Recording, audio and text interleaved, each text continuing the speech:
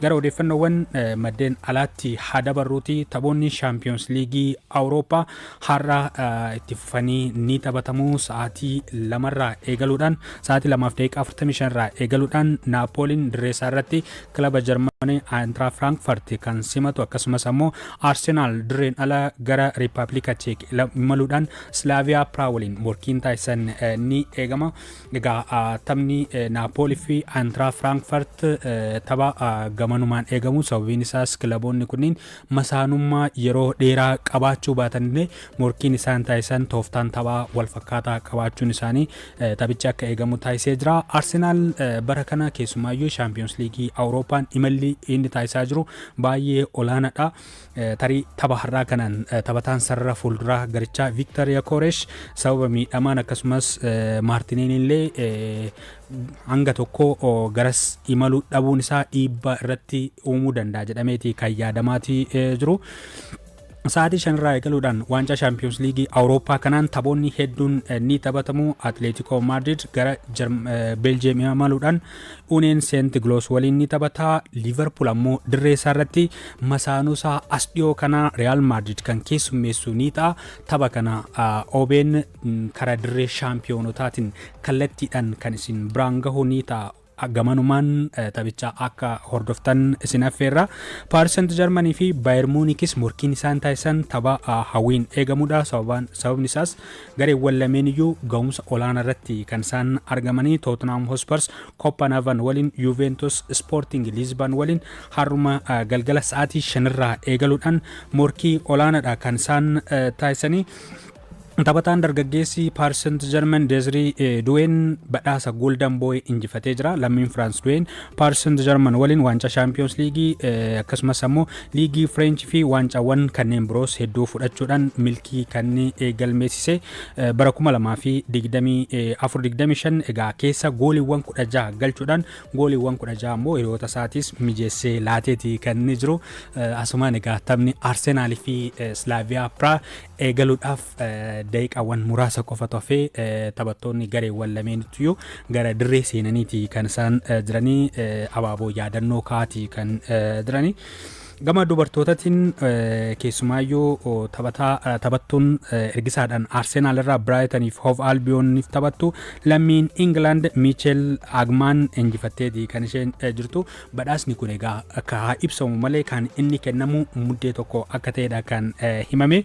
Cristiano Ronaldoon kanaan dura gara Arsenaal imaluuf fiixeerra ga'ee akka ture beekseeti kan inni jiru. Egaa Cristiano Ronaldoon dhimmoota garaa garaa irratti keessumaayyuu dhimmoota akka turtii isaa Manchester United keessatti dabarsee akkasumas ammoo gahumsa isaa dhuunfaadhaan yeroo ammaa kana agarsiisaa jiru ilaalchisuudhaan kan inni gaazexeessaa Piers Morgan jedhamu waliin turtii taasise. Kanaanis Arsenaal barana gahumsa addaarra kan inni jiru shaampiyoonii dorgommichaas ta'uu danda'a yaada jedhu kan inni kaase. Egaa Manchester United illee ilaalchisuudhaan deebii kenneetii kan jiru. Manchester United yeroo ammaa kana gahumsa waancaa injifachuu irratti hin argamu. Leenjisaan garichaa Ruben Amorim garicha ijaaruudhaaf carraaqqii taasisaatii kan isaan jiranii. Garuu ammatti Manchester United qophiinatti fakkaatu kan inni jedhe.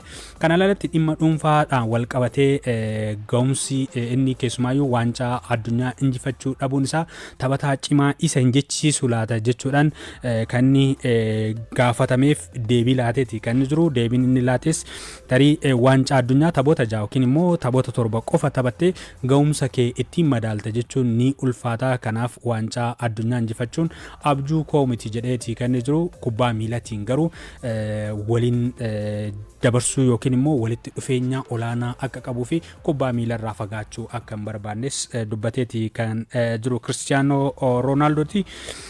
Odeeffannoo koo ittaanutti hadarbuuti. Fiorentinaan leenjisaasaa Stefano Pioli hojiirraa gaggeesseeti kan inni jiru.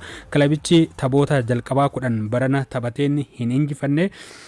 Kilabni kun bara darbee sadarkaa jahaffaadhaan kan xumure seeriyaa Itilii kana leenjisaan ganna 60 Piyooliin egaa adoolessa darbee yeroo lammaffaaf Alnaasir leenjisaa erga turanii booda kan gara garichaatti deebi'anii amma garuu garicha keessaa gaggeeffamaniiti kan isaan jiranii. Kanaanis leenjisaa sadaffaa seeriyaa Itilii bara kana garicha keessaa yookiin immoo liigicha keessaa gaggeeffaman ta'anii jiru. Juventus Tudor gaggeesseeti kan inni ture. Ziino'aan ammoo Patrick Vieira hojii kanarraa gaggeesseeti kan inni jiru. Bakka Stifaanoo eenyutu bu'uu danda'a kan jedhu ammas eegamaati kan jiru. Ammaaf garuu yeroodhaaf Daani'eel Gaalooppaan yeroodhaaf leenjisaa garichaa ta'uudhaan muudamaniiti kan jiranii. Boota sa'aatii 2:45 irraa eegaluudhaan taphatamuun Naapooliin Aantraak Firaankfurt waliin kan inni taphatu dirree isaa irratti istaadiyoo Maaraadoonatti taphni kun kan taphatamu. Kilabni Neepils Aantraak Firaankfurt yommuu simatu egaa olaantummaa seenaallee ni qaba. Kanaaf gamanumaan tilmaama injifannoo argateeti kan jiru. As dhiyoo gahumsa olaanaa agarsiisaa kan jiru Arsenaalis dirreen ala Slavia Praha waliin kan taphatu ni ta'a. Kara Riippaabilika Cheek kan ni imalu. Riippaabilika Cheekitti egaa Arsenaal har'a morkii akkamii keessummeessa kan jedhu ni eegama. Fortuna Areenatti taphni kun kan taphatamu sa'aatii 2:45 irraa eegaluudhaan ni taphatama. Inni biraa sa'aatii 5 irraa eegaluudhaan morkiin Atletico Madrid Union Saint Glos waliin akkasumas Bodo Glimit Monaco Juventus Sporting Liverpool Real Madrid Olympiacos PSV Paris Saint-Germain ammoo Bayern Munich waliin akkasumas Tottenham Hotspur Copenhagen waliin taasisan gamanumaan taphoota si'oominaan eegamanidha. Keessumaayyuu morkiin Liverpoolii fi Real Madrid taasisan tapha xiyyeeffannoo olaanaa argateedha. Egaa kilaboonni lameen kun as dhiyoo waliin masaanummaan isaan qaban daran hammaachaa daran bal'achaati kan jiru. Garuu olaantummaan kilaba Spain kan Real Madrid baay'ee guddaadha jechuun ni danda'ama as dhiyoo kana. Sababiin isaas taphoota xumuraa akkasumas ammoo taphoota marsaa mo'atanii darbuu Champions League Awurooppaa tanaan duraatiin irra deddeebiidhaan kilaboonni kunniin waliin morkatanii injifannoo kilaba warra Los Blancos Real Madridin golabameeti kan inni jiru. Taphoota 9 as dhiyoo waliin taphatan keessaa Liverpool tapha tokko qofa kan inni irra aane. Kanaaf egaa seenaan kilaboota kanneeni gamanumaan taphni kun Anfield Roaditti kan taphatamu. Tapha kanaaf xiyyeeffannoon olaanaan laatameeti kan jiru. Real Madrid gahumsa olaanaa irratti kan argamu. Yeroo ammaa kana taphattoonni garichaa kanneen akka Kylian Mbappe, Vinicius Junior fa'aa gahumsa olaanaa irratti argamu. Liverpoolis as dhiyoo gahumsi inni agarsiisaatii jiru amansiisaa miti. Garuu torbee darbee Premier League Englandin gara injifannootti deebi'uun isaa kaka'umsa ta'aaf jedhamaati kan jiru.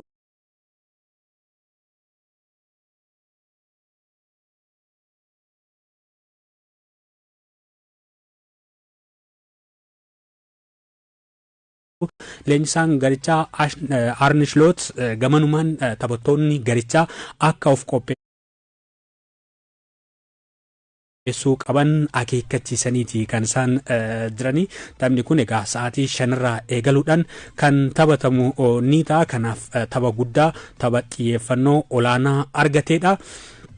Ta'uma kanaan wal qabatee egaa keessumaayyuu leenjisaan Real Madrid Xavi Alonsoon yaada tokko kennaniiti kan isaan jiranii. Yeroon Jarman turetti kanneen na waliin turan kanneen akka Wales fa'aa na wajjin gahumsa koo akkan arguuf akkasumas ammoo muuxannoo koo akkan gabbifadhuuf na waliin hedduu carraaqanii jiranii. Taphattootaan baay'ee jaaladhuudha, baay'ee dinqisiifadhuudha jechuudhaan taphata ganna darbe Liverpoolitti makame Wales kan isaan hedduu akka dinqisiifatan kan himanii. Kanaaf morkii olaanaadha kan keessummeessu. Taphni biraa galgala kana kan eegamu tapha Bayern Munich fi Paris Saint-Germain. Egaa taphni kun wantoota hedduudhaaf kan inni eegamu. As dhiyoo Paris Saint-Germain gahumsa olaanaa qaba. Bara darbe shaampiyoonii Awurooppaati. Bayern Munich ammoo bara kanas gahumsa olaanaa kan inni mul'isaatii jiru. Kanaaf morkiin kilaboota lameenii baay'ee kan eegamudha. Leenjisaan Bayern Munich Vincent Kompaniin yaada tokko kennaniiti kan isaan jirani.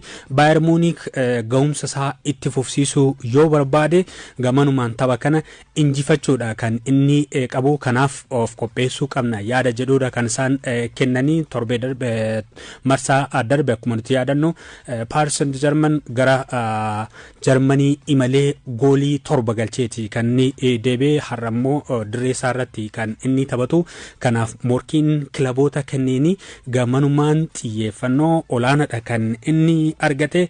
Kanaaf egaa taphoonni Champions League Awurooppaa marsaan afuraffaa kunniin bifa kanaan galgala kana kan itti fufanii taphataman ni ta'u.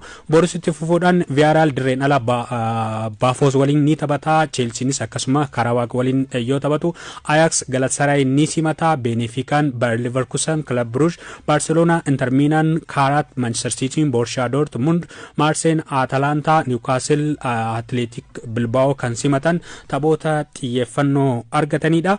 Odeeffannoowwan ispoortii gaggabaaboo kanneen birootti haa darbuuti. Kilabni Seeriyaa Itilii Fiorentinaan leenjisaasaa Stefano Pioli hojii leenjisummaarraa gaggeesseeti kan jiru. Egaa kilabichi bara kana gahumsa gadaanaadha kan inni agarsiisaati jiru. Taphoota jalqabaa liigichaa 10 taphataniin tokkollee injifachuu hin dandeenye. Kun ammoo kilabichi keessumaayyuu bara darbe sadarkaa gaarii Seeriyaatti sadarkaa jaffaadhaan kan xumure. Kanaaf sadarkaa sanirraa gadi sigigaachuun kilabichaa hooggantoota kilabichaa hedduu yaaddessee. Kanaaf leenjisaa kana jijjiiruuf dirqamaniiti kan isaan jiranii.